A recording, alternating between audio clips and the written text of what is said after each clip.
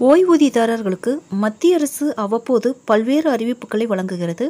ஓய்வூதியம் பெறும் செயல்முறையை எளிதாக்கவும், ஓய்வூதியதாரர்களுக்கு கூடுதல் வசதிகளை வழங்கவும் பல நடவடிக்கைகள் எடுக்கப்பட்டு வருகின்றன.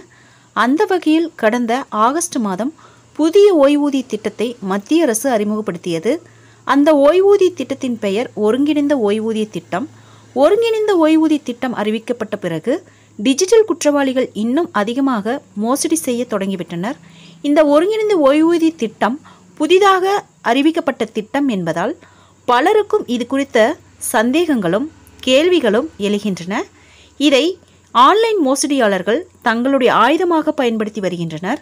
ஓய்வூதிய திட்டம் தொடர்பாக பலருக்கு போலி தொலைபேசி அழைப்புகள் வருகின்றன.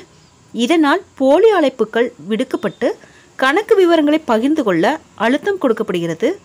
மோசடி செய்பவர்கள் PPON, பிறந்த தேதி மற்றும் வங்கி கணக்கு விவரங்களை கேட்கின்றனர். விவரம் தெரியாத சில ஓய்வூதியம் பெறுவோர் சில சமயங்களில் இந்த போலி அழைப்புகள் உண்மையானவை என்று நம்புகின்றனர். அவர்களின் அனைத்து தகவல்களையும் பகிர்ந்து விடுகின்றனர்.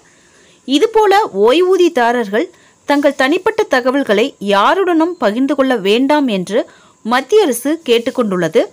அவர்களின் தகவல்களை பகிர்ந்து கொண்டால் ஒரே நொடியில் கணக்கில் உள்ள மொத்த பணமும் திருடப்படும் வாய்ப்புள்ளது என்று அரசு தெரிவித்துள்ளது.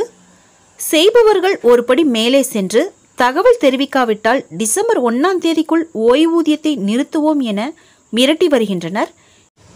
எனினும் இவ்வாறான அச்சுறுத்தல்களுக்கு அச்சப்பட தேவையில்லை என்று மத்திய அரசு தெரிவித்துள்ளது.